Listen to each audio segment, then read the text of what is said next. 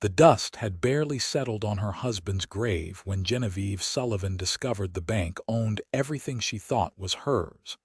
And the consumption gnawing at her lungs meant she had perhaps 6 months to figure out how to survive in a world that had no use for a dying widow. It was July 1876 in Genoa, Nevada, and the summer heat pressed down on the small trading post town like a heavy blanket. Genevieve stood outside the land office, clutching a handkerchief to her mouth, as another coughing fit seized her thin frame. Her dark hair, once lustrous and carefully pinned, hung in a simple braid down her back. At 24 years old, she looked older, her cheeks hollow and her skin pale despite the relentless sun. "Mrs. Sullivan." The land agent's voice was not unkind, but it held no room for negotiation. "I am sorry about Thomas. Truly, I am. But the loan was in his name, and with the ranch defaulting on payments for the past 8 months, the bank has no choice but to seize the property." She wanted to argue, wanted to fight, but what was the point? Thomas had been sick for over a year before he died, and they had spent every cent they had on doctors and medicines that did nothing but delay the inevitable. Now, she had the same disease, the same destiny, and approximately $47 to her name. "I understand," she said quietly, her voice raspy. "How long do I have to vacate?" "2 weeks." He looked away, unable to meet her eyes. "Again, I am truly sorry." Genevieve walked back through the town's main street, past the general store, the saloon, and the small church where they had buried Thomas just 3 weeks prior. Genoa sat in the Carson Valley, surrounded by the Sierra Nevada mountains to the west and the Pine Nut Range to the east. It was beautiful country, but beauty did not pay for food or shelter or the medicine that might give her a few more comfortable months. She made her way to the small ranch house that would soon belong to someone else. It was not much, just a cabin really, with a small barn and a corral. Thomas had dreamed of building a cattle empire here, but dreams died as easily as men in this territory. That evening, as she sat on the porch watching the sun set behind the mountains, her neighbor Margaret Chen came by with a basket of bread and preserves. "I heard about the bank," Margaret said, settling herself on the steps beside Genevieve. Margaret ran a small laundry business in town with her husband, and they had been kind to Genevieve since Thomas's death. "What will you do?" "I do not know." Genevieve broke off a piece of the still warm bread, though her appetite had been poor for weeks.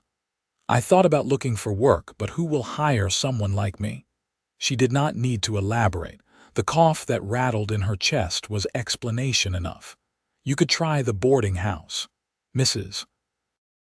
Patterson is getting old and she might need help." Genevieve shook her head. "I went there yesterday. She was kind about it, but she needs someone who can scrub floors and carry water and work from dawn until midnight. I can barely make it through the morning without needing to rest." Margaret's expression was troubled. "What about your family back east?" "There is no one. My parents died when I was young, and Thomas was an only child. We were all each other had." Genevieve felt tears prick at her eyes but refused to let them fall. She had done enough crying these past months. They sat in silence for a while, watching the sky turn from gold to pink to deep purple. Finally, Margaret spoke again. "You know what people will say you should do?" Genevieve did know. A woman alone with no money and no prospects had limited options in 1876. She could try to remarry quickly, throwing herself on the mercy of whatever man would take a sick wife. She could work in one of the saloons, though that road led nowhere good. Or she could simply give up, let the consumption take her, and hope it was quick. "I will figure something out," Genevieve said. Though she had no idea what that something might be, the next morning she woke to the sound of horses and men's voices in her yard. Pulling on a shawl over her nightgown, She went to the window and saw 3 men examining her barn and corral. One of them was the land agent from yesterday. The other 2 she did not recognize.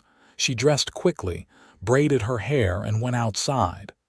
"Mrs. Sullivan," the land agent said, tipping his hat. "These gentlemen are interested in purchasing the property. I wanted to show them around, if that is acceptable." What choice did she have? It was not her property anymore. "Of course," she said. The 2 potential buyers walked around the perimeter of the small ranch, pointing at various features and talking in low voices. Genevieve retreated to the porch, trying not to feel like she was watching vultures circle a carcass. One of the men, tall and broad-shouldered with dark hair and a neatly trimmed beard, broke away from the group and approached her. He removed his hat, revealing kind eyes the color of aged whiskey. "Madam, I apologize for the intrusion. I know this must be difficult." His voice was deep and gentle, with a slight accent she could not quite place. "It is what it is," she replied, then succumbed to a coughing fit that left her breathless and embarrassed. The man waited until she recovered, not with the awkward discomfort most people showed, but with patient understanding. "My name is Yates Xerxes. I run cattle further up the valley. This property borders mine on the eastern edge.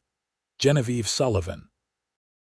She straightened her spine, trying to maintain some dignity despite her nightclothes showing beneath her hastily thrown-on dress. "Would you mind if I asked you a question, Mrs. Sullivan?" When she nodded, he continued, "What will you do after you leave here?" It was a bold question, perhaps too personal for a first meeting, but something in his expression told her the question came from genuine concern rather than idle curiosity. "I have not decided yet," she said carefully. Yates Xerxes studied her for a moment, and she had the uncomfortable feeling he could see right through her careful evasion to the fear and uncertainty beneath. "I will be honest with you, madam. I am interested in this property because it would allow me to expand my operation. But I did not realize until this moment that purchasing it would leave you without a home." He paused, turning his hat in his hands. "That does not sit right with me. You should not let sentiment stand in the way of business, Mr. Xerxes. This is the way of things." Genevieve tried to keep her voice steady. "Perhaps, but my mother raised me to believe that how we treat people matters more than land or cattle or money." He looked back at the cabin, then at her. "What if I offered you a position? I need someone to manage my household. My foreman's wife used to do it, but they moved back to Missouri last month. The work is not heavy, mostly planning meals, keeping accounts, making sure supplies are ordered. You would have your own cottage on the property and a fair wage." Genevieve stared at him, certain she had misheard. "You are offering me employment. You do not even know me." "I know enough. Margaret Chen is my laundress, and she spoke highly of you yesterday when I was in town. She mentioned your situation, and I have been thinking about it since." He met her eyes directly. "I also know you are ill. Margaret told me that too. But the work I am describing would not require physical labor beyond what you are capable of. I have ranch hands for the heavy work." It was too good to be true, which meant it probably was. Genevieve had learned the hard way that kindness often came with hidden prices. "Why would you do this?" she asked bluntly. "You do not know me. I am sick. I will likely be dead before the year is out. Why offer me charity?" Yates Xerxes did not flinch at her harsh words. "It is not charity, Mrs. Sullivan. I genuinely need help managing my household. My accounts are a mess. I can barely remember to order supplies before we run out, and I have been living on beans and hardtack for months because I cannot cook worth a damn. You would be doing me a service, and I would be paying you for that service. The fact that it also solves your immediate problem makes it a good deal for both of us." She wanted to believe him. God, how she wanted to believe that someone might offer her a lifeline without expecting something terrible in return. But years of hardship had taught her to be wary. "What would people say?" she asked quietly. "A widow living on a bachelor's ranch. Let them say what they want. My foreman and 4 ranch hands live on the property too, along with my foreman's teenage son. It is hardly a den of impropriety, and frankly, Mrs. Sullivan, you do not strike me as someone who has the luxury of worrying about gossip right now." He was right, of course. She could worry about her reputation while she starved to death in a ditch, or she could accept help and have a roof over her head and food in her belly for whatever time she had left. "I would not be a burden to you." The words came out smaller than she intended. Yates Xerxes smiled then, a genuine smile that transformed his serious face into something warmer and more approachable. "Mrs. Sullivan, if you can teach me to cook something besides beans and make sense of my account books, you will be the opposite of a burden. You will be a blessing." And so, 3 days later, Genevieve Sullivan found herself riding in a wagon next to Yates Xerxes, her meager possessions loaded in the back, heading toward his ranch 5 miles north of Genoa. The land agent had seemed relieved that she had somewhere to go. Margaret Chen had been more cautious, warning Genevieve to be careful to not let herself be taken advantage of. But what choice did she have? This or nothing. The Xerxes ranch was larger than she had expected. The main house was a sturdy 2-story structure built of wood and stone, with a wide porch and real glass windows. A large barn stood to one side, with corrals and outbuildings spread across the property. In the distance, she could see cattle grazing on the valley grassland, and beyond that, the mountains rose up like sentinels. "The cottage is just behind the main house," Yates said, guiding the wagon toward a small but well-built cabin. "It has a bedroom, a sitting room, and a small kitchen, though you are welcome to use the main house kitchen. It is better equipped." He helped her down from the wagon, his hands steady and respectful, releasing her the moment her feet touched the ground. The cottage door was unlocked, and inside she found simple but comfortable furniture, a bed with clean linens, a table with 2 chairs, and a small stove. "I had one of the men air it out yesterday and stock some basics," Yates said, setting down the first of her bags. "If you need anything else, just let me know." "This is more than adequate," Genevieve said, running her hand over the smooth wood of the table. "Thank you. No thanks necessary. You have already agreed to tackle my disaster of an office, which is thanks enough." He grinned. "Why don't you settle in today? And tomorrow I will show you around and explain what needs doing." After he left, Genevieve sat on the edge of the bed and let herself cry. They were not tears of sadness exactly, though there was plenty to be sad about. They were tears of relief and exhaustion and the strange, unfamiliar feeling of hope. She had expected to die alone and destitute. Instead, she had a home, at least for now, and work that might give her remaining days some purpose. That night, she slept better than she had in months. The next morning, Yates arrived at her cottage with a basket of fresh bread, butter, and eggs. "Compliments of my foreman's son, Daniel. He is surprisingly good at coaxing eggs out of stubborn chickens." Genevieve invited him in, and they shared a simple breakfast at her small table. In the morning light, she could see him more clearly. He was perhaps 30 years old, with sun-weathered skin and the calloused hands of a working rancher. But there was gentleness in the way he moved, a carefulness that suggested he was very aware of his size and strength. "Tell me about your ranch," she said, sipping the coffee he had brought. It was strong and hot and exactly what she needed. "I started it 6 years ago with money I saved working as a trail boss," Yates explained. "Bought the land from a prospector who decided he preferred cities to wilderness." Started with 50 head of cattle and have built it up to about 300 now. I run a small operation compared to some, but it is enough to make a decent living. And you do this alone. I have help. Silas is my foreman. He has been with me from the beginning. Then there are 4 ranch hands, Tom, Billy, Marcus, and Joe. Daniel, Silas's son, is 15 and learning the trade. They are good men, all of them. You will be safe here, Mrs. Sullivan. I give you my word on that.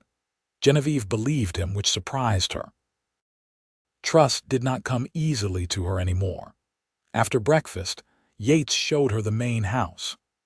The downstairs consisted of a large kitchen, a dining room, a sitting room, and an office that looked like a paper explosion had occurred. The upstairs, he explained, had bedrooms, though he was the only one who used the house. The ranch hands and Silas and Daniel lived in the bunkhouse. This is the heart of your new domain, Yates said, gesturing at the chaotic office. Papers covered every surface.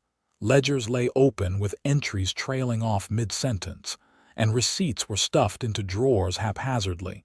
Genevieve stared at the mess with a mixture of horror and fascination. How have you managed to keep the ranch running with accounts like this? Stubborn determination and quite a bit of luck, Yates admitted sheepishly. I know where most of the money goes, more or less, but keeping proper records is not my strong suit. I can see that. Genevieve picked up a ledger and flipped through it, noting the inconsistent entries and multiple calculations scratched in the margins. This will take some time to sort out. Take all the time you need. I am just grateful to have someone who knows what they are doing. Over the following weeks, Genevieve threw herself into organizing Yates Xerxes' household and accounts. It felt good to have purpose again, to be useful. She created systems for tracking expenses and income, organized receipts by date and category, and set up a schedule for ordering supplies. In the mornings, she worked in the office.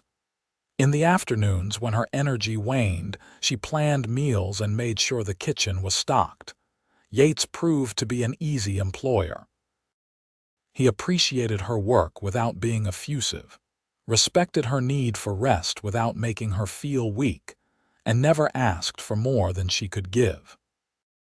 He often worked alongside her in the office, explaining the ranch's operations, introducing her to buyers and suppliers when they came to call, and slowly but surely trusting her with more responsibility.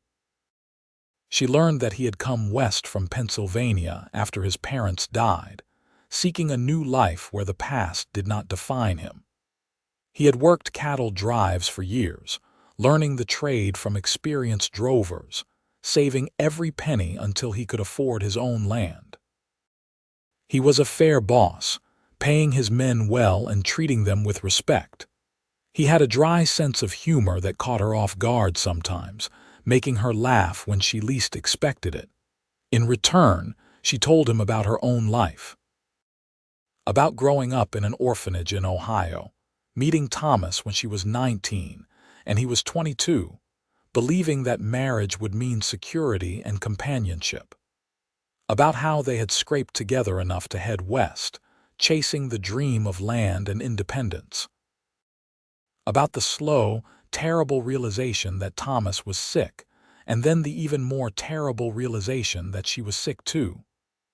Do you regret coming west?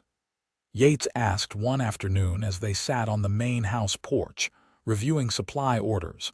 Genevieve considered the question carefully. I regret that Thomas died. I regret that I am dying. But no, I do not regret coming here. There is a freedom in this territory that does not exist back east, a feeling that you can reinvent yourself, become someone new, even if it is only for a little while. You are not dead yet, Mrs. Sullivan, Yates said quietly. Not yet, she agreed. But soon. He looked at her then, really looked at her, and she saw something in his eyes that made her breath catch. Not pity, but something else. Something that scared her because it looked dangerously like caring. Maybe not as soon as you think, he said. Genevieve did not know what to say to that, so she said nothing. She went back to her cottage that evening and lay awake for a long time, thinking about Yates Xerxes and the way her heart had skipped when he looked at her. It was foolish. She was dying. She had no business developing feelings for anyone, let alone her employer. But feelings, she was discovering, did not care much about logic or propriety or the state of one's health. August brought scorching heat to the Carson Valley. Genevieve found that working in the early morning and late evening, resting during the hottest part of the day, allowed her to conserve her strength. The consumption still plagued her. Coughing fits still left her weak and breathless. But she was eating regularly now, sleeping in a comfortable bed, and living without the constant stress of wondering where her next meal would come from. The improvement in her circumstances, if not her health, was remarkable. Yates noticed it too. "You have more color in your cheeks," he said one morning as they worked together in the office.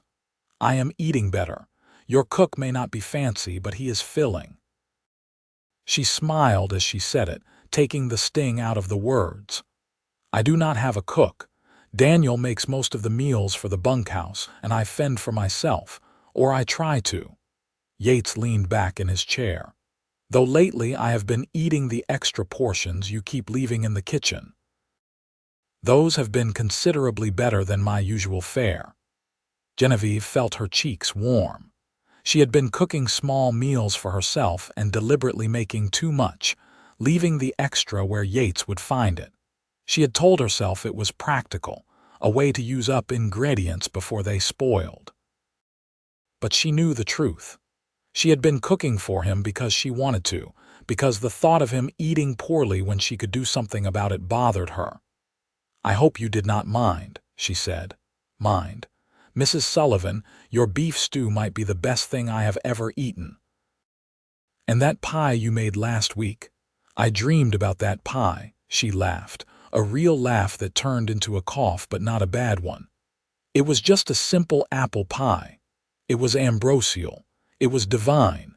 It was proof that you are wasting your talents on my account books." He was grinning now, and she found herself grinning back. "I can do both. Cook and manage your accounts. You are going to make yourself indispensable, and then I will never be able to let you go," Yates said, his tone light but his eyes serious. The air between them suddenly felt charged with something unspoken. Genevieve looked away first, focusing intently on the ledger in front of her. "Well, you will not have to worry about that for too long." She regretted the words the moment they left her mouth. The mood shifted, the easy warmth replaced by awkward tension. "Genevieve," Yates said, and it was the first time he had used her first name, "do you ever think about fighting, not just existing day to day, but actually fighting to live? What would be the point? The consumption has no cure." "I am living on borrowed time." She kept her eyes on the ledger, unable to meet his gaze. "Maybe. But I have seen men survive things doctors said would kill them. I have seen cattle recover from illnesses that should have been fatal. Sometimes will and circumstance make a difference. And sometimes they do not. Sometimes you just die, and there is nothing anyone can do about it." The words came out harsher than she intended. Yates was quiet for a moment. Then he reached across the desk and gently closed the ledger she had been pretending to read. "I am not ready to give up on you, even if you are ready to give up on yourself." Genevieve finally looked up at him, and what she saw in his face made her chest tighten in a way that had nothing to do with disease. "Yates, you cannot say things like that." "Why not?" "Because I am dying." "Because even if by some miracle I was not dying, I am your employee and a widow, and it would be inappropriate. Because you deserve better than someone who cannot promise you a future. Should I not get to decide what I deserve?" His voice was gentle but firm. "You are not thinking clearly. You are lonely, and I am convenient, and you are mistaking gratitude for something it is not." Yates stood up and came around the desk, crouching beside her chair so they were at eye level. I am 31 years old, Genevieve. I know my own mind. I have been lonely for years and never once confused convenience for connection. What I feel when I am with you is not gratitude. It is joy. It is peace. It is the sense that I have finally found something I did not even know I was looking for. Tears spilled down her cheeks before she could stop them. You are asking me to hope, and hope is cruel. It will hurt so much more when the end comes. Then let it hurt. At least we will have had something real, even if it is brief. He reached up and gently wiped her tears away with his thumb. I am not asking you to marry me tomorrow. I am just asking you to consider that maybe, just maybe, you are worth fighting for. That maybe we are worth fighting for. Genevieve closed her eyes, overwhelmed by the intensity of her feelings and the terror of letting herself believe this could be real. I will only burden you, she whispered. When I get worse, when I can no longer work or care for myself, I will become dead weight. You will resent me, or worse, you will pity me. No, the word was firm, almost fierce. You could never be a burden. Genevieve, look at me. She opened her eyes and found him watching her with such raw honesty it took her breath away. Whatever time we have, whether it is 6 months or 6 years or 60 years, I want to spend it with you. And when the hard times come, and they will come because life is hard, we will face them together. That is what love does. It lightens every load by making sure no one has to carry it alone. Love. Her voice cracked on the word. Yes, love. I have been trying not to say it, trying not to rush you, but there it is. I love you, Genevieve Sullivan. I think I started falling in love with you the first morning you showed up at the office and looked at my disaster of a filing system like it was a personal insult. I fell deeper when you started leaving me those meals and pretending it was just practical. And I fell completely, irrevocably in love with you when you laughed at my terrible joke about the chicken last week and looked, for just a moment, genuinely happy. She was crying in earnest now, not delicate tears but ugly, sobbing, snotty crying that she could not control. Yates pulled her into his arms and she let herself collapse against him, let herself be held, let herself feel the warmth and strength of another human being who actually gave a damn whether she lived or died. I am scared, she said against his chest. I know. I am scared too. But I would rather be scared with you than safe without you. They stayed like that for a long time, wrapped in each other's arms in the dusty office with the account books scattered around them. Eventually, Genevieve pulled back, wiping her face with her handkerchief. I do not know if I can do this, she said honestly. I do not know if I am strong enough. You are the strongest person I know, Yates replied. You have survived things that would have broken most people. You got up every morning knowing you were dying and still found ways to keep living. That is not weakness, Genevieve. That is courage. She wanted to believe him. More than anything, she wanted to believe that she could have this, could have him, could have a chance at happiness even in the shadow of death. What if I get worse? She asked. Then we will handle it. What if people talk? Let them. What if I die and leave you alone? Then I will have had the privilege of loving you while you were here. He cupped her face in his hands. Stop looking for reasons to say no and just tell me what your heart wants. Her heart wanted him. Her heart wanted this. Her heart wanted to believe that maybe, just maybe, love could lighten the burden she had been carrying alone for so long. I want to try, she said softly. I am terrified, but I want to try. Yates smiled, that beautiful, warm smile that transformed his entire face. That is all I am asking. He kissed her then, gently and carefully, like she was something precious and breakable. And for the first time in longer than she could remember, Genevieve felt something other than fear and exhaustion. She felt alive. The rest of August and all of September passed in a haze of cautious happiness. Yates and Genevieve did not hide their relationship, but they did not flaunt it either.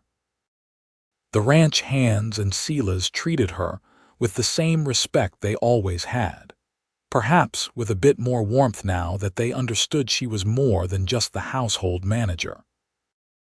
Daniel, Sela's son, started seeking her out for advice about everything from cooking to how to talk to the girl he liked in town. She became part of the ranch's daily rhythm, integral to its functioning in ways that had nothing to do with account books. Yates courted her properly, despite their unconventional circumstances. He brought her wildflowers from the meadow. He took her on evening rides through the valley when the heat had faded, showing her the land he loved and explaining his dreams for the ranch's future. He read to her on evenings when she was too tired to do anything but rest, his deep voice soothing as he worked through novels and newspapers and whatever else she wanted to hear. In turn, she let him see her vulnerability. She let him help her through bad days when the coughing was worse and breathing was hard. She let him hold her when fear overwhelmed her in the dark hours of night. She let him in, despite every instinct that screamed it would only make the eventual ending harder, and something strange happened. As summer turned to fall and the heat eased into cooler days and crisp nights, Genevieve realized she was not getting worse. She was not getting better exactly. The consumption was still there, still limiting what she could do and how much energy she had. But she had stabilized. The constant decline she had been experiencing for months had slowed, perhaps even stopped. "You look healthier," Margaret Chen said one afternoon when Genevieve came to town for supplies. They were having tea in Margaret's small parlor behind the laundry. "Not just happier, though you are certainly that. Actually healthier."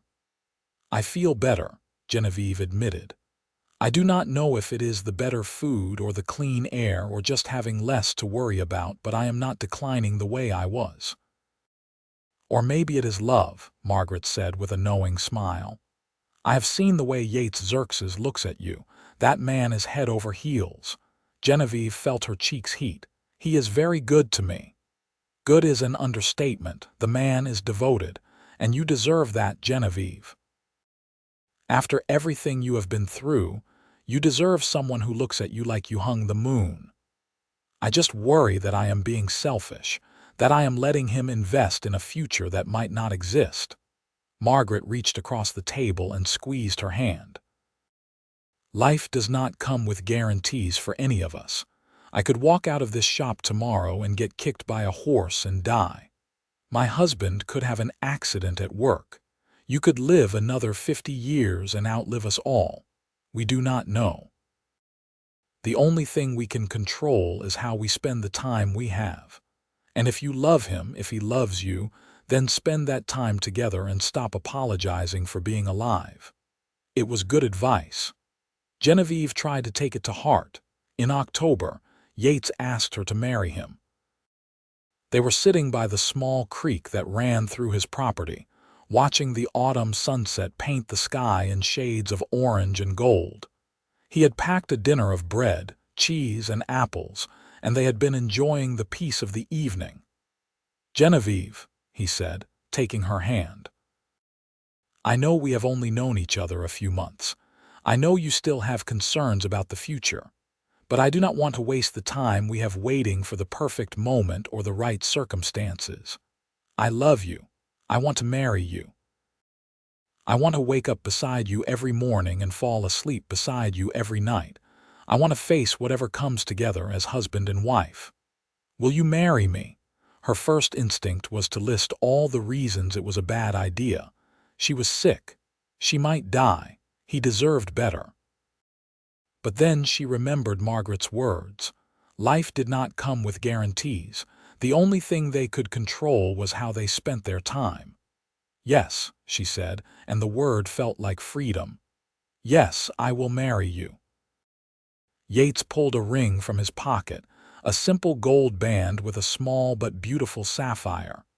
"It was my mother's," he said as he slipped it onto her finger. "She would have liked you. She always said I should marry someone strong enough to keep me in line. Genevieve laughed through her tears. "I am not sure I am strong enough for that." "You are strong enough for anything," Yates said, and kissed her as the sun dipped below the mountains and the stars began to emerge in the darkening sky. They were married 3 weeks later in the small church in Genoa. Margaret and her husband attended, along with Silas, Daniel, and all the ranch hands.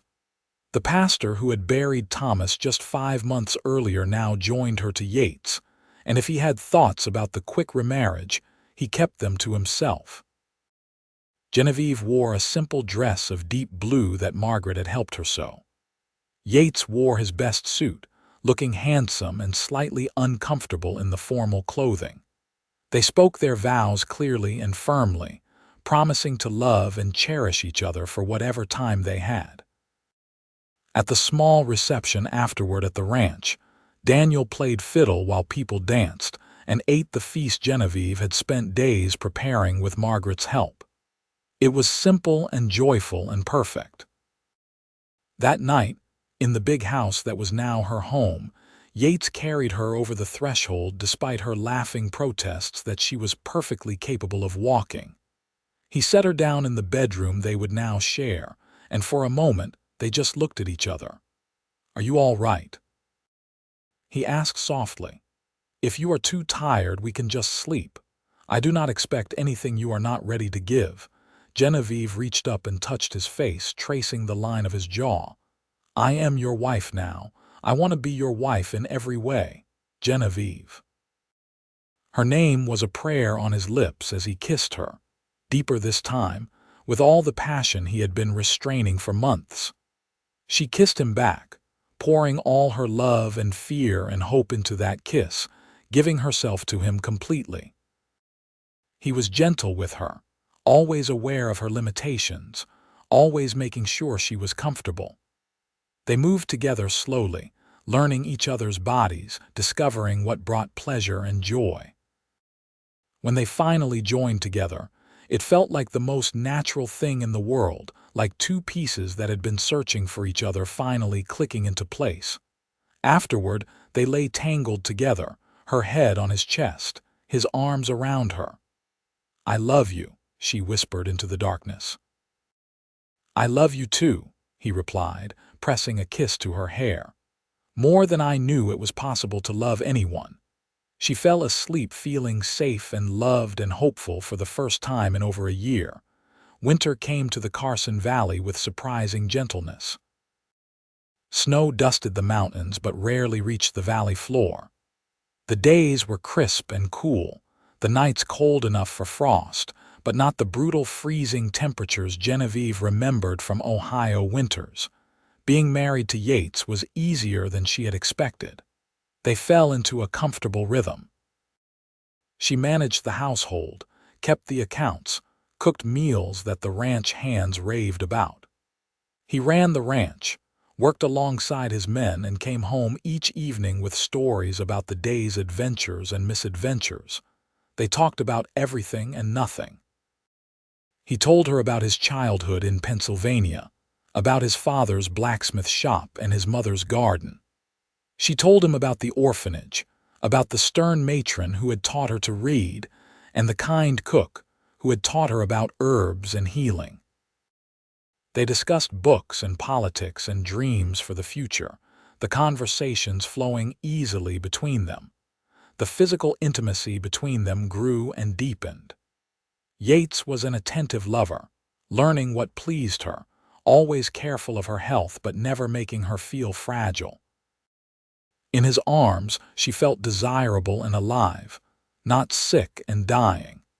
He had a way of looking at her that made her feel beautiful, even on days when she knew she looked wan and tired. And miraculously, her health continued to hold steady. She still had bad days when the coughing was worse and her energy was low. But she also had good days, more good days than bad now, when she could work for hours and forget she was ill. In December, the doctor came from town to check on her at Yates's insistence. Dr. Harrison was an older man with kind eyes and gentle hands. He examined her thoroughly, listening to her lungs, checking her weight, asking detailed questions about her symptoms. "Well, Mrs. Xerxes," he said when the examination was complete, "I have good news and confusing news." "I will take either," Genevieve said, her hand gripping Yates's tightly. "The good news is that you are not getting worse. In fact, you seem to have improved somewhat since I last saw you in the spring.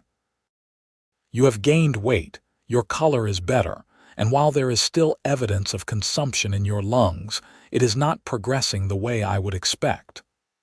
And the confusing news. The confusing news is that I have no idea why. Consumption does not typically stabilize like this, and it certainly does not improve.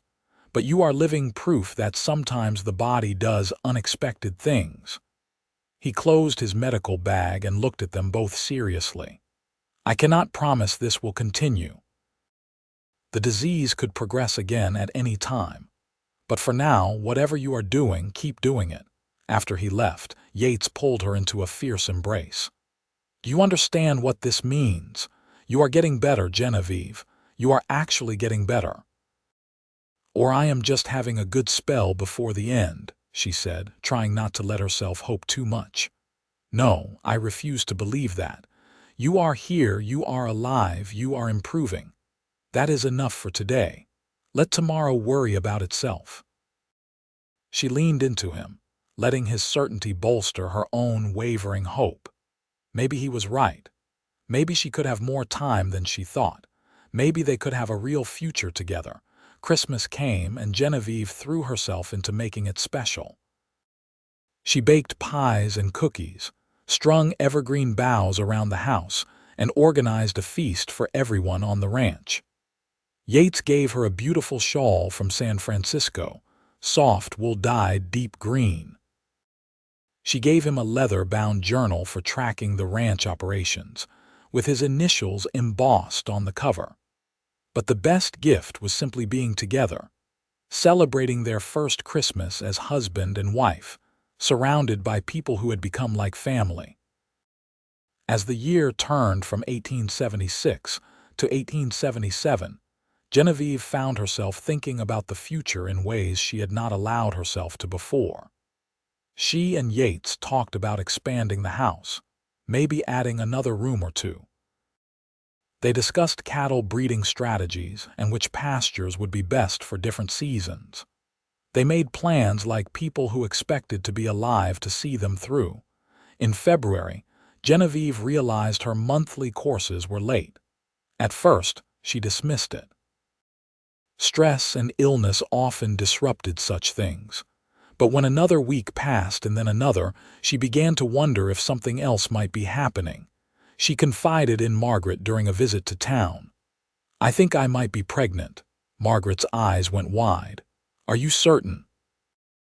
"No, but all the signs are there. I am late. I have been feeling sick in the mornings and my body just feels different." Genevieve twisted her hands together nervously. "Margaret, what if I am? What if the consumption gets worse during pregnancy? What if I die and leave Yates with a baby to raise alone? What if the baby is sick too?" "Genevieve, stop. One step at a time." Margaret took her hands, stilling their anxious movement. "First, see Dr. Harrison and confirm whether you are actually pregnant. Then worry about the rest. Doctor." Harrison confirmed it 2 days later. Genevieve was indeed pregnant, likely about 8 weeks along. The baby would come in September if all went well. "I will be honest with you, Mrs. Xerxes," the doctor said. "Pregnancy can be hard on a healthy woman, and your health is already compromised. This will be a difficult 9 months. But I have seen women in worse condition than you carry babies to term successfully. You will need to rest more, eat well, and monitor yourself carefully. At the first sign of trouble, you send for me immediately." Genevieve rode home in a daze, her hand resting on her still flat stomach. A baby. She was going to have a baby. She and Yates were going to be parents. She found him in the barn, checking on a mare who was close to foaling. When she appeared in the doorway, he looked up and immediately came to her, reading the seriousness in her expression. "What is wrong? What did the doctor say?" "Nothing is wrong. At least, I do not think anything is wrong." She took a deep breath. "Yates, I am pregnant. We are going to have a baby." For a moment, he just stared at her, his face blank with shock. Then, slowly, a smile spread across his features, growing wider and brighter until he was grinning like a fool. "A baby. We are having a baby. Yes, in September if everything goes well." He let out a whoop of joy that startled the horses and pulled her into his arms, lifting her clean off her feet and spinning her around. "We are having a baby. Genevieve, we are going to be parents." His joy was infectious. Despite her fears, despite the very real risks, she found herself laughing and crying at the same time. "I am scared," she admitted. "I know. I am scared too, but we will figure it out. We will face this like we face everything else, together." He set her down gently and placed his hand over her stomach with such tenderness it made her heart ache. "A baby, our baby. Yates, what if something goes wrong? What if the consumption gets worse? What if I cannot carry to term? Then we will deal with it. But until something goes wrong, let us focus on the fact that something miraculous is going right. Against all odds, despite everything, we are going to be parents. That is worth celebrating." And so they celebrated. Carefully, cautiously, but with genuine joy. They told the ranch hands and Silas and Daniel, who were all thrilled at the news. Margaret cried and hugged Genevieve and immediately started planning what baby clothes would need to be sewn. The pregnancy was not easy. Genevieve was sick most mornings through the first few months. Her energy, already limited, became even more precious as her body worked to create new life. There were days when she could do nothing but rest, and days when she worried that every cough might harm the baby. But there were also moments of wonder. The first time she felt the baby move, a tiny flutter like butterfly wings against her ribs, she wept with joy. When Yates felt the baby kick for the first time, his face transformed with such awe and love that she fell in love with him all over again. As spring turned to summer and her belly grew round and full, Genevieve found herself feeling stronger rather than weaker. It made no medical sense. She should have been declining, the strain of pregnancy overtaxing her already compromised system. Instead, she thrived. Her coughing fits became less frequent. She had more energy. Even Dr. Harrison was baffled when he examined her in July. "You are defying everything I know about consumption and pregnancy," he said, shaking his head in amazement. "By all rights, you should be bedridden by now. Instead, you look healthier than you did 6 months ago." "Is it possible I was misdiagnosed?" Genevieve asked hesitantly. "That maybe I never had consumption at all?" "No, I heard the signs clearly when I examined you before. There was definitely disease in your lungs. But somehow, it seems to have gone dormant, or your body is fighting it off, or something else I cannot explain is happening." He smiled at her. "I am not going to question it too hard, Mrs. Xerxes. Sometimes the body heals itself in ways we do not understand. Just be grateful and take care of yourself." By August, Genevieve was enormous and uncomfortable but happier than she had ever been. The baby was active, kicking and moving almost constantly. She and Yates had prepared a nursery in one of the upstairs rooms, painting it a cheerful yellow and filling it with a cradle Yates had built himself. They argued good-naturedly about names. Yates wanted to name a boy after his father. Genevieve preferred her late father's name. For a girl, they could not agree on anything. "What about Grace?" Yates suggested one evening as they sat on the porch, watching the sunset.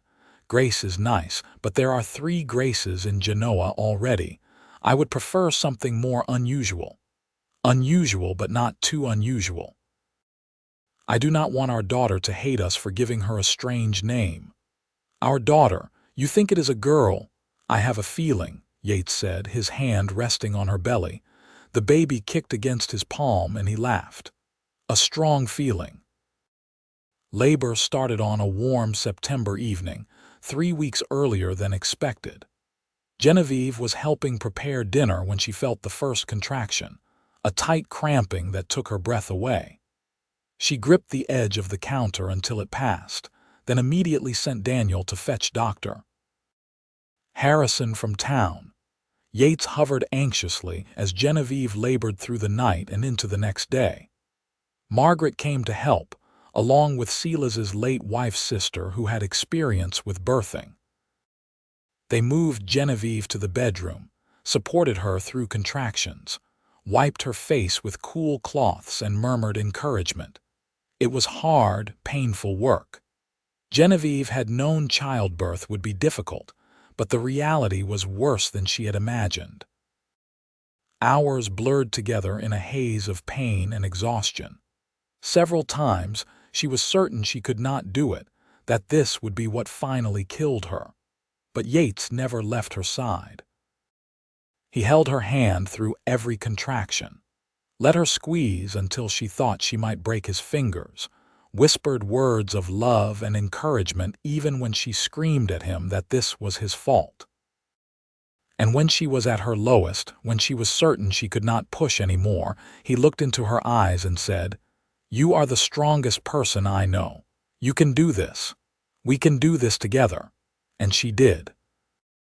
Their son was born just as the sun rose on September 15th, 1877, coming into the world with a lusty cry that announced his arrival to everyone within earshot. Dr. Harrison cleaned him up and placed him on Genevieve's chest, this tiny, perfect human they had created together. "You have a son," the doctor said with a smile. "A healthy, strong son." Genevieve looked down at the baby, at his scrunched-up face and dark hair and tiny, perfect fingers, and felt a love so overwhelming it threatened to drown her. Yates knelt beside the bed, his arm around her shoulders, tears streaming down his face as he looked at their child. "Hello, little one," Genevieve whispered. "We have been waiting for you. He is perfect," Yates said hoarsely. "You are both perfect." They named him Thomas Xerxes, honoring both Yates's father, whose name had been Euchen, and Genevieve's late husband. It felt right, acknowledging the past while celebrating the future. Recovery from childbirth was slow, but Genevieve healed. The consumption that had threatened her life seemed to have disappeared entirely. Dr. Harrison examined her thoroughly a month after Euchen's birth and declared her lungs clear. He could find no trace of the disease that had been slowly killing her just over a year ago. "I have no medical explanation for this," he told her and Yates. "By all accounts, you should not have survived pregnancy, let alone recovered from consumption. But you have done both. I can only call it a miracle." Genevieve preferred to call it love. Love had given her a reason to keep fighting when she wanted to give up. Love had provided her with good food, clean air, safety, and hope. Love had shown her that burdens were lighter when shared, that two people together were stronger than one person alone. Life on the ranch settled into a new rhythm with a baby in the house. Euchen was a good baby, healthy and happy, with his father's temperament and his mother's eyes. Genevieve loved every moment of motherhood, from the sleepless nights to the first smiles to the way he would grab her finger and hold on tight. Yates was a devoted father. He would come in from working the ranch covered in dust and dirt, wash up quickly, and immediately scoop up his son, talking to him about the cattle and the horses and everything he had done that day. Euchen would gaze up at his father with solemn eyes, as if he understood every word. The ranch continued to prosper. With Genevieve managing the business side and Yates managing the operations, they made a formidable team. They expanded the herd, bought additional grazing land, and built a reputation for quality cattle. Money was no longer tight. They were not wealthy, but they were comfortable, secure in a way neither of them had been before they found each other. In the spring of 1878, Genevieve discovered she was pregnant again. This time, there was no fear, only joy. She carried the second baby with the same unexpected good health as the first, and in December, they welcomed a daughter into the world. They named her Gabrielle Rose Xerxes, and she came out screaming her displeasure at being evicted from her warm home. A tiny spitfire with a surprisingly full head of blonde hair and her father's determined chin. Yukin, now 15 months old, was fascinated by his baby sister, wanting to touch her constantly under his parents' watchful supervision. "Two children," Yates said one night as they lay in bed, a baby asleep in the cradle beside them and their toddler son in his own room down the hall. "A year and a half ago you thought you were dying. Now look at us." "I still have trouble believing it is real sometimes," Genevieve admitted. "I keep thinking I will wake up and discover this was all a dream, that I am back in that cabin with nothing and no one. It is real. We are real. This family we have built is real." He pulled her closer. "You said you would only be a burden, but you were never a burden, Genevieve. You were a blessing. You are a blessing." She kissed him softly. "You were the blessing. You saved me when I had given up on being saved." "No. We saved each other. That is what love does. It lightens every load by making sure no one has to carry it alone." They had started using that phrase between them, a reminder of what they had learned and what they believed. When one of them was struggling, when the work seemed too hard or the problems too big, the other would say it. Love lightens every load. Together, they could handle anything. The years that followed were good ones. They had 2 more children, another son they named York Daniel Xerxes in 1880, and a daughter they named Georgia Mee Xerxes in 1882. The house they had expanded became filled with noise and laughter and love. The ranch grew more successful each year. They became pillars of the community, hosting gatherings, helping neighbors, contributing to the church and the school. Genevieve's health remained stable. The consumption never returned. She was not sure if it had truly been cured or simply gone into permanent remission, but she was grateful either way. She watched her children grow with the knowledge that she would be there for their milestones, their triumphs and troubles. It was a gift she never took for granted. Yates aged well, his dark hair going silver at the temples, his face gaining character lines around his eyes and mouth. He was still strong, still capable of working a full day alongside his men, but he made more time for family as the years passed.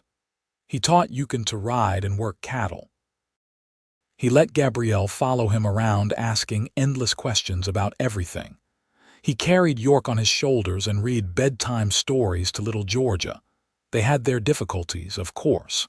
No life was perfect. There were years when drought threatened the cattle. There were illnesses and injuries, the normal tribulations of raising a family and running a ranch. But they faced everything together, just as they had promised they would. In 1885, on a warm July evening, Genevieve and Yates sat on the porch watching their 4 children play in the yard. Yukin, now 7, was teaching 6-year-old Gabrielle how to rope a fence post. York, 5, was digging in the dirt with intense concentration. Georgia, 3, was toddling after the barn cat, calling for it to wait for her. "You remember when we first met?" Yates asked, taking Genevieve's hand. "You were so pale and thin, coughing into your handkerchief, convinced you were going to die within months. I remember thinking you were either incredibly kind or incredibly foolish to offer me a job," Genevieve replied with a smile. "I could not figure out what you could possibly gain from helping me. I gained everything: a wife, a family, a home that feels like a home instead of just a place to sleep. You gave me all of that. We gave it to each other." She leaned her head on his shoulder, watching their children in the golden evening light. "You know what I think about sometimes? About what would have happened if I had refused your offer, if I had been too proud or too scared to accept help. But you were not. You were brave enough to take a chance, even when you thought you had nothing to lose. I had everything to lose. I just did not realize it yet." She turned to look at him, this man who had seen her at her worst and loved her anyway. "Thank you for not giving up on me when I had given up on myself. Thank you for letting me love you, for trusting me enough to build this life together." He kissed her gently. "I would do it all again in a heartbeat. Every moment, every struggle, every joy. It was all worth it to end up here with you." Gabrielle ran up to the porch then, her blonde braids flying behind her.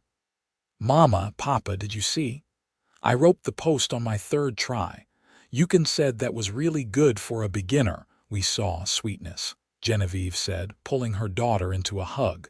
"You are doing wonderfully." York abandoned his hole and came running too, not wanting to be left out.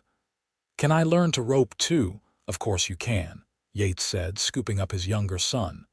"Tomorrow I will teach you. Tonight, though, I think it is time for dinner."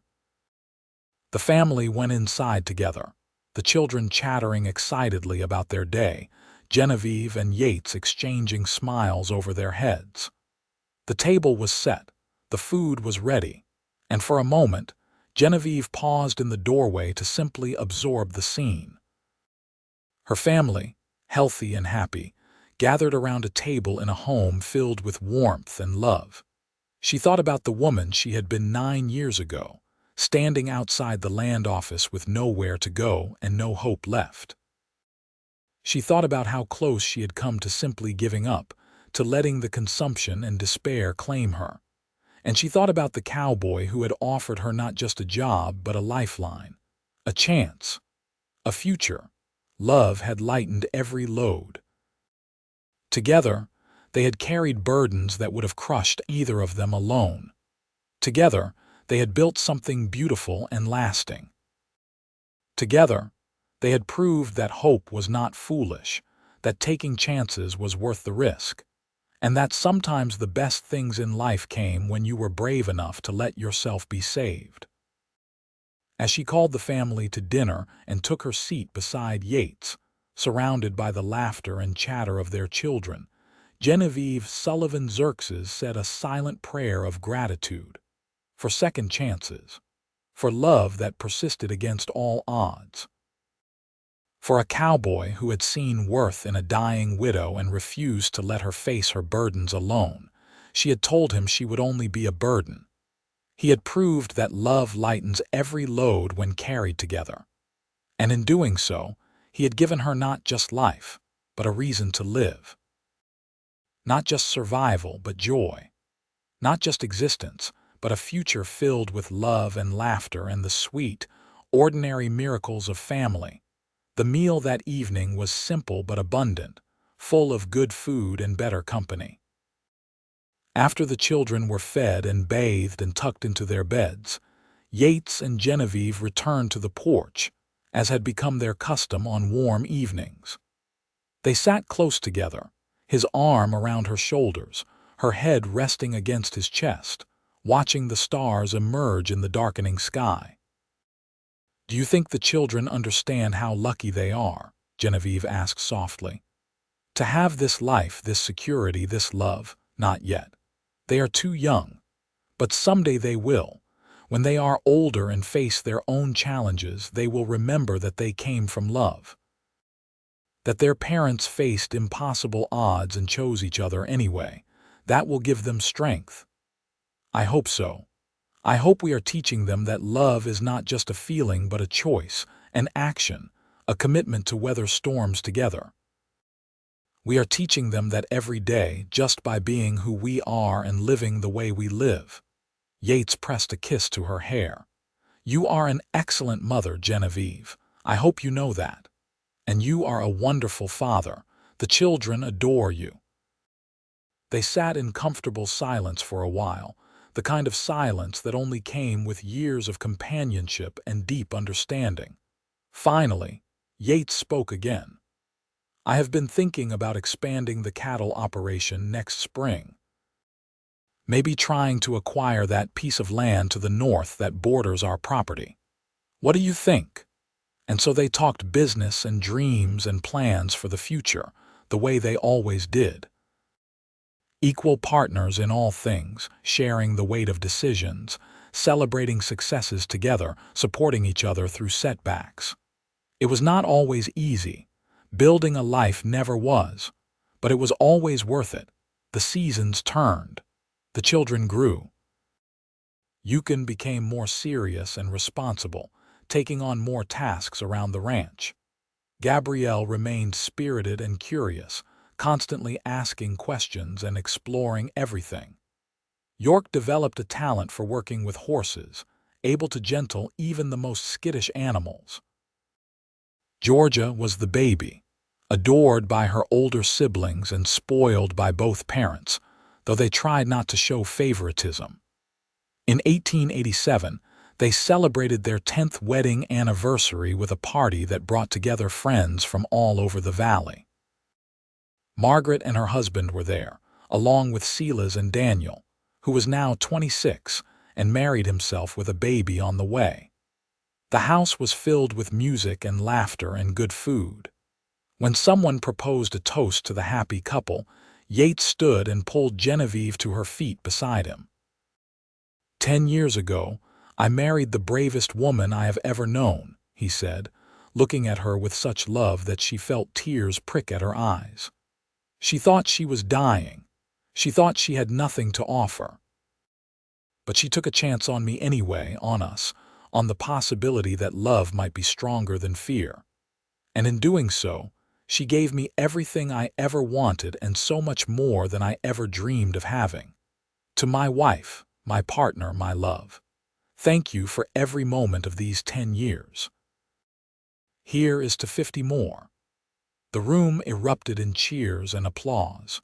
Genevieve kissed him, not caring that everyone was watching, pouring all her love and gratitude into that kiss.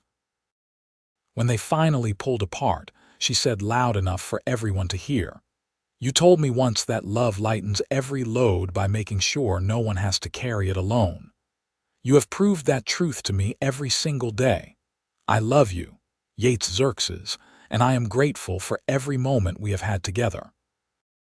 More cheers, more applause, and then the party continued late into the night. But Genevieve carried that moment with her, a reminder of how far they had come and how much they had built together. The years continued to pass in the way years do, sometimes quickly and sometimes slowly, but always forward. They faced challenges. There was a particularly harsh winter in 1889 that killed a portion of their herd and tested their resilience. There was the year Gabrielle broke her arm falling from a horse, and they spent agonizing hours waiting to make sure she would be all right. There was the economic panic of 1893 that threatened ranchers across the West, but they weathered every storm the way they had promised they would, together. Supporting each other, making decisions as a team, never letting one person carry more than their share of the burden, and there were joys too, so many joys. Yukon's first successful cattle drive at age 16. Gabrielle learning to read music and playing piano at church. York gentling a wild Mustang everyone else had given up on. Georgia starting school and coming home each day with stories and drawings and endless enthusiasm.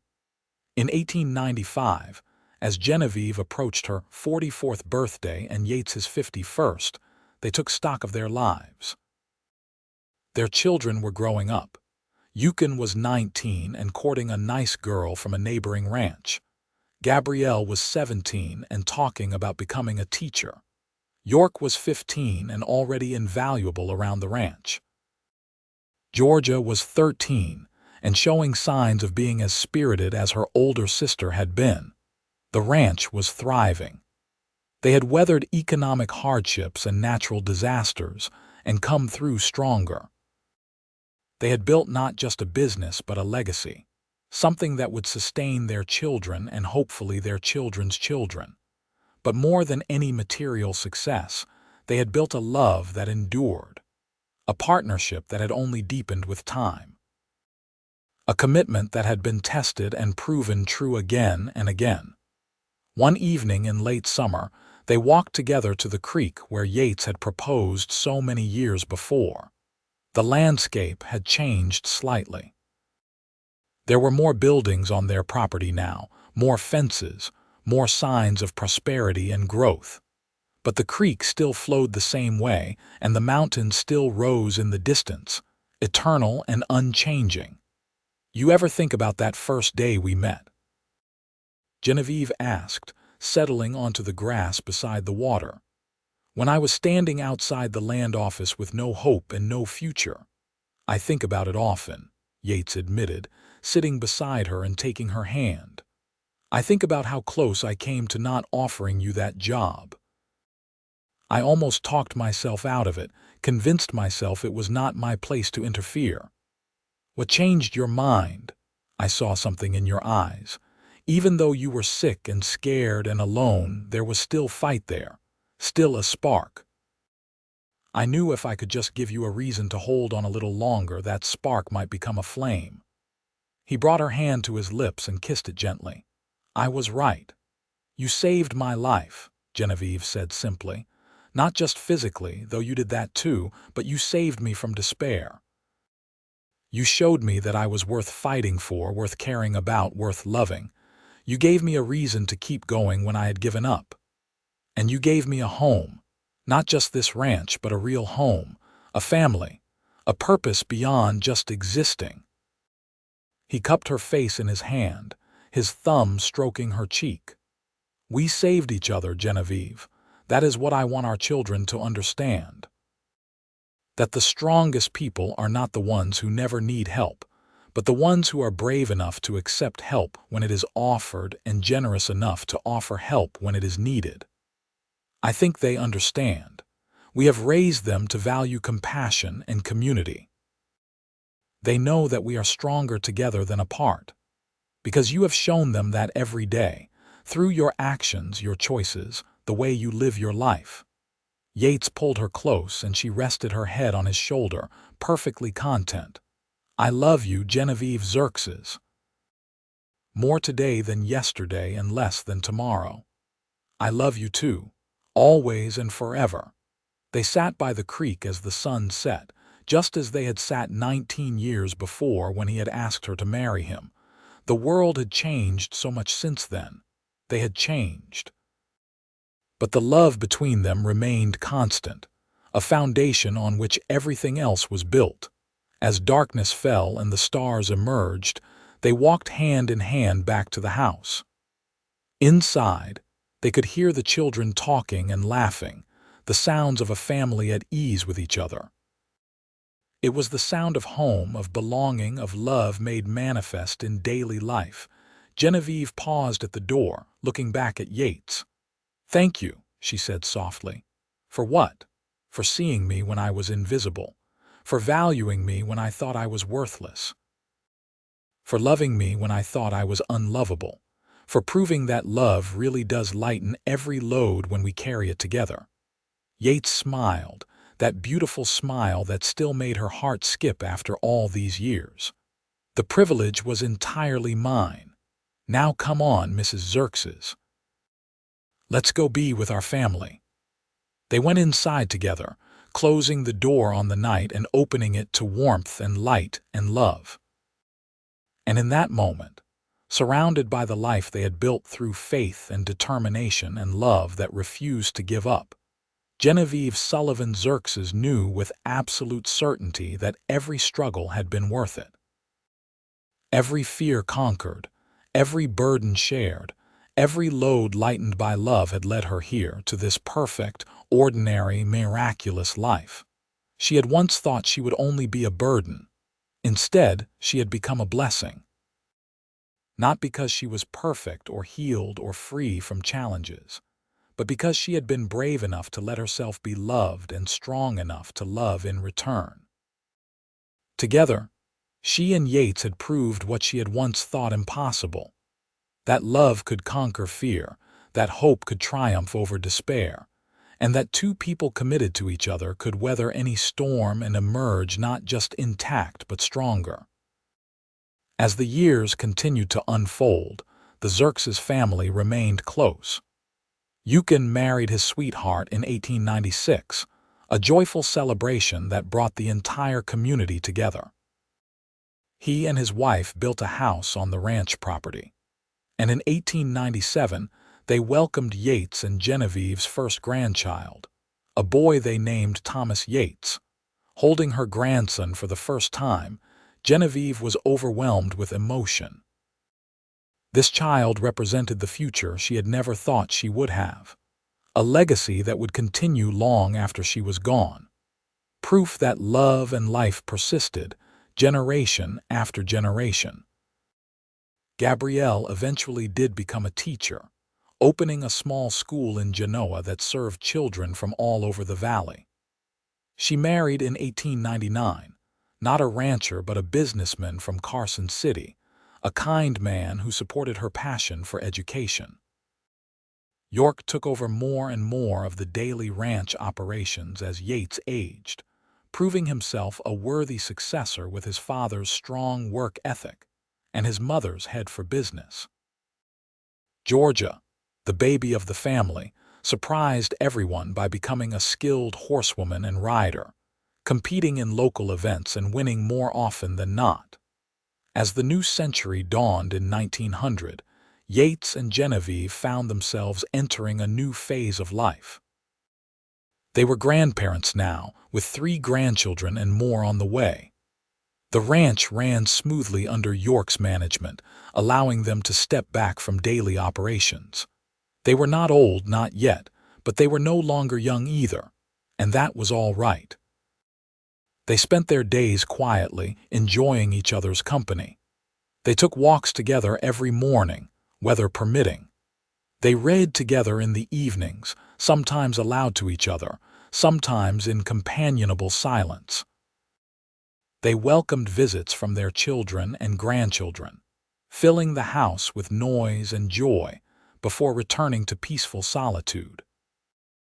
In the spring of 1901, on a morning that dawned clear and beautiful, Genevieve woke to find Yates already up and dressed, standing at the bedroom window looking out at the land he loved.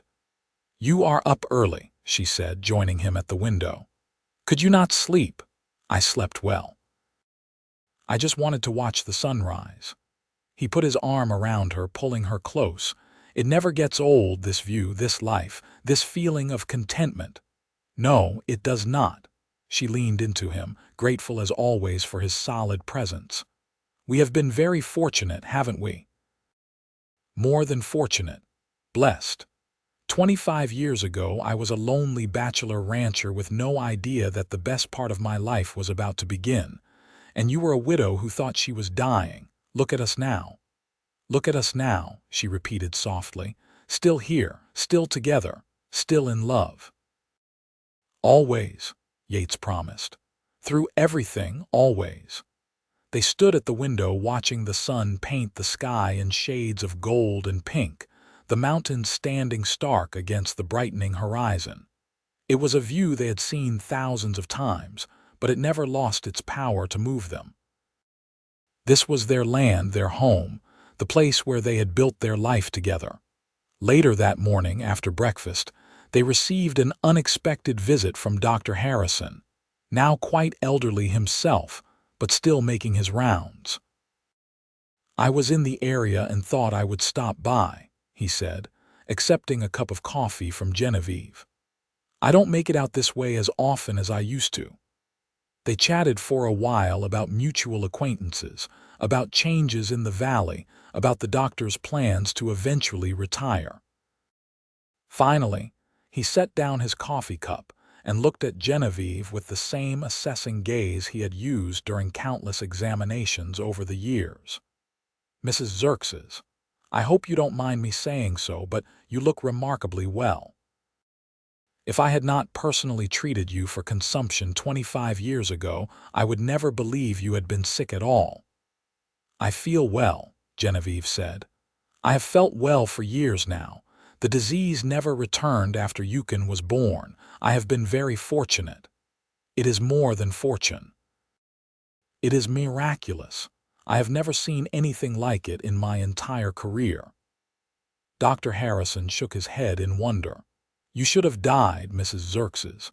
By every medical understanding I possess, you should have died in 1876 or shortly thereafter. Instead, you are here, healthy and vibrant at 49 years old, surrounded by children and grandchildren. If I had not witnessed it myself, I would not believe it possible." "You think it was misdiagnosed?" Yates asked. "No, I heard the consumption in her lungs clearly. Other doctors confirmed it. You were sick, Mrs. Xerxes, dying, and then you were not." He smiled at them both. "I gave up trying to explain it years ago. Some things defy medical explanation. I prefer to simply be grateful that you are here and well." After the doctor left, Genevieve and Yates sat together on the porch, processing the conversation. "He is right, you know," Genevieve said finally. "I should have died. By all rights, I should have died before we ever married, before our children were born, before any of this life we built together existed. But you did not die. You lived. You fought and survived and thrived." Yates took her hand, lacing his fingers through hers. "You know what I think? I think love is more powerful than we give it credit for. I think being loved, having a reason to live, having hope for the future, those things change us on a fundamental level. You did not just survive, Genevieve. You healed. And I like to think our love had something to do with that." "Our love had everything to do with it," she said firmly. "You gave me a reason to fight when I had given up. You showed me that I was worth fighting for. That changes a person, deep down in their soul. Maybe that is the real miracle. Not that my body healed, but that my spirit did, and the body followed." "Love lightens every load," Yates said softly, repeating the words that had become their motto, their promise, their truth. "And makes miracles possible," Genevieve added. She kissed him, sweet and lingering, grateful for this man who had saved her life by simply refusing to let her carry her burdens alone. The years that followed were gentle ones. They watched their children establish their own families and careers. They delighted in their growing number of grandchildren, spoiling them shamelessly, and then sending them home to their parents. They remained active in the community, respected elders whose advice was frequently sought. The ranch continued to prosper under York's management, ensuring security for future generations. In 1906, on their 30th wedding anniversary, the family threw another grand celebration. All 4 of their children were there with their spouses and children. The house was filled to bursting with 3 generations of the family they had created. There was music and dancing and laughter and love, so much love. When Yates stood to give a toast, the room fell silent. "30 years ago," he began, his voice still strong despite his 62 years, "I asked a brave woman to take a chance on me. She was sick and scared and alone, and she had every reason to say no. But she said yes anyway, and that yes changed my life in ways I could never have imagined." He looked at Genevieve, his eyes shining with emotion. "You have given me everything, my love. A family, a home, a purpose, a life worth living. You have been my partner in all things, sharing every burden and doubling every joy. I love you more today than I thought it was possible to love anyone. Thank you for 30 years of showing me what real love looks like." There was not a dry eye in the room as Genevieve stood and joined him. "Yates Xerxes, you told me once that I was worth fighting for, and then you spent 30 years proving it.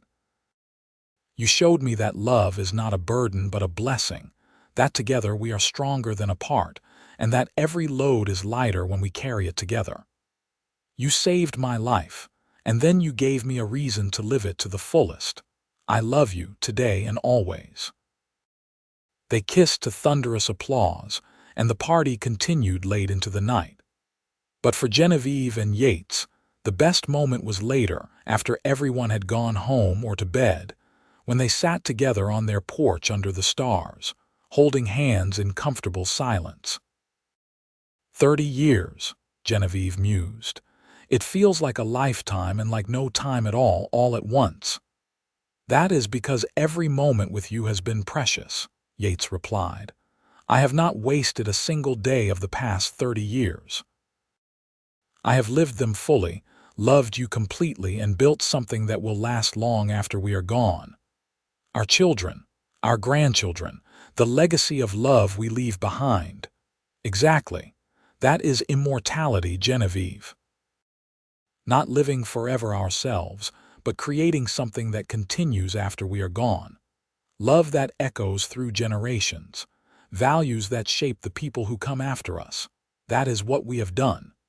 She leaned her head on his shoulder, perfectly content.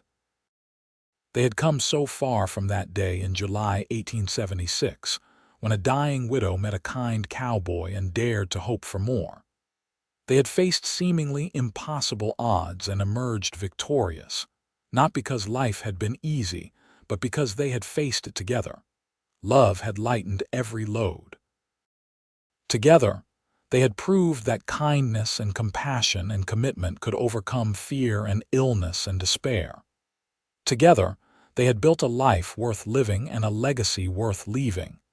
As the years continued to pass, they aged gracefully together. Yates's hair went fully silver, his face lined by decades of sun and wind and laughter.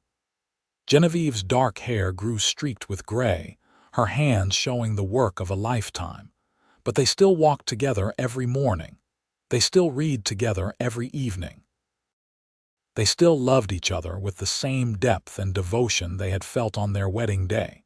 Perhaps even more so because it had been tested and proven true through 3 decades of life.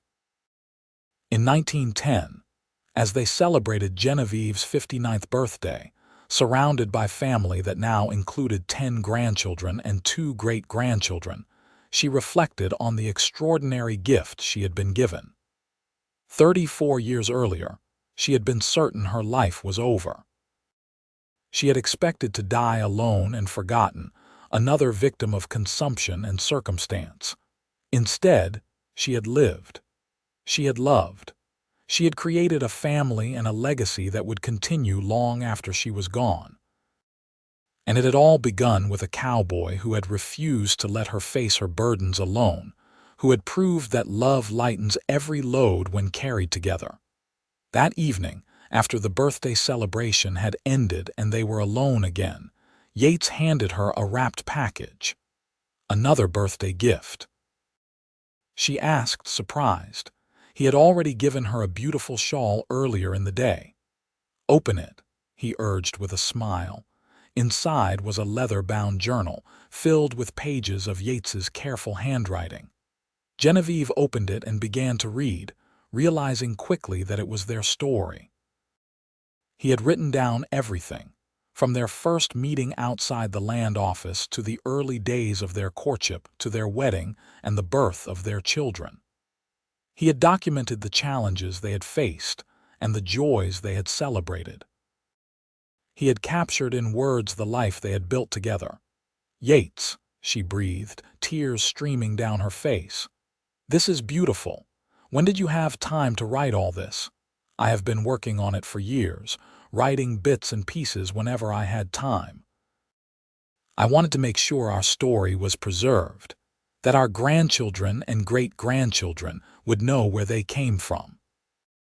I wanted them to understand that love is worth fighting for, that 2 people committed to each other can overcome anything, and that no one should ever think they are too broken or too burdened to deserve love." Genevieve clutched the journal to her chest, overwhelmed with love for this man who had stood by her through everything. "Thank you. This is the most precious gift you could ever give me." "You are the most precious gift," Yates replied, pulling her into his arms. "Every day with you has been a gift.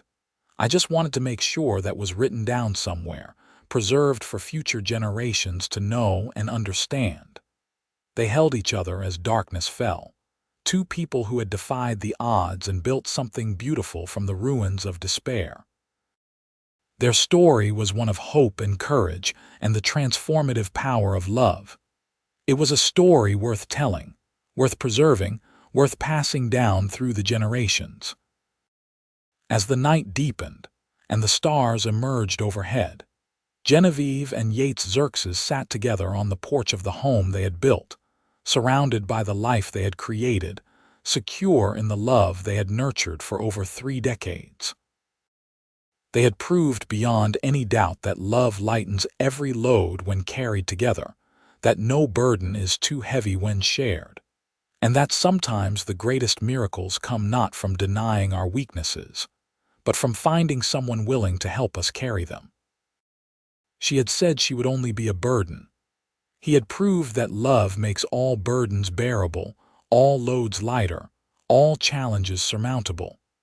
Together, they had created not just a life but a legacy, not just a family but a testament to the power of compassion, commitment, and courage.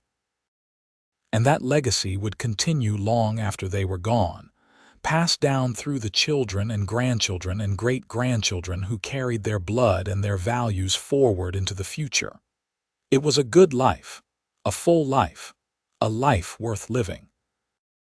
And it had all begun with a simple act of kindness from a cowboy who saw a dying woman and chose to offer hope instead of pity, partnership instead of charity, love instead of abandonment. In doing so, he had saved her life and given her a reason to live it. And she, in turn, had given him everything he had never known he was missing: a home, a family, a love that lasted through every season and every storm. Together they had proved that love conquers all. Not easily, not without effort, but completely and absolutely. Their story was proof that miracles happen, that hope is never foolish, and that the burdens we carry alone become blessings when we find someone willing to help us carry them. As they finally went inside that night, hand in hand as always, Genevieve looked back one more time at the stars shining over the land they loved. Somewhere out there, other people were struggling, other people were hurting, other people were convinced they had nothing left to give and nothing left to hope for. She hoped they would find their own version of Yates Xerxes, their own person willing to prove that love lightens every load. She hoped they would have the courage to accept help when it was offered. She hoped they would discover, as she had, that being vulnerable enough to let yourself be loved was not weakness but the greatest strength of all. With that prayer in her heart and Yates's hand in hers, Genevieve Sullivan Xerxes closed the door on another perfect day and looked forward to all the days yet to come. For she had learned the greatest lesson of all, that love, true love, committed love, makes everything possible. It heals the sick, gives hope to the hopeless, and proves beyond doubt that no one ever has to carry their burdens alone. All they have to do is be brave enough to reach out, brave enough to accept help, and brave enough to believe that they are worth fighting for. The rest, as she and Yates had proved over 34 years, would follow naturally, beautifully, miraculously. Their love story was complete, and it would echo through the generations as proof that love, above all else, was worth believing in.